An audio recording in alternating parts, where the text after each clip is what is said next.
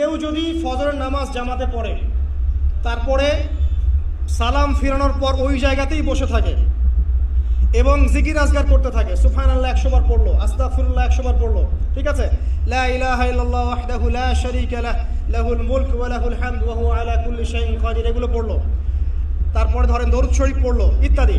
জিকির আজগার শেষ করে সূর্য উঠে যাওয়ার পরে সে যদি 2 রাকাত নামাজ পড়ে, মাত্র 2 রাকাত, সে ফিরে যাবে একটা কবুল হজ, একটা কবুল ওমরার নেকি নিয়ে ফিরবে ইনশাআল্লাহ।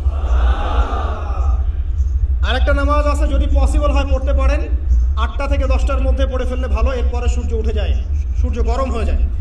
সেটা হলো আপনার এই চাষ্টের নামাজ, যেটাকে আমরা বলি সলাতুদ দুহা, চাষ্টের নামাজ। আমরা অনেকে রিজিকের সমস্যায় ভুগি না, দারিদ্রতা, রিজিকের সমস্যা, আমাদের অভাব, এই সমস্যা আছে না? চাষ্টের নামাজ যে ব্যক্তি নিয়মিত পড়বে তাকে 2টা ফজিলত দেওয়া হয়। চাষ্টের নামাজ যে ব্যক্তি নিয়মিত পড়ে তার 2টা স্পেশাল ফজিলত। এক, তাকে দ্বীনের জ্ঞান দেওয়া হবে, ইলম মুখস্থ ক্ষমতা দেওয়া হবে। আরেকটা হচ্ছে আপনার দারিদ্রতা আল্লাহ পাক দূর করে দেবে।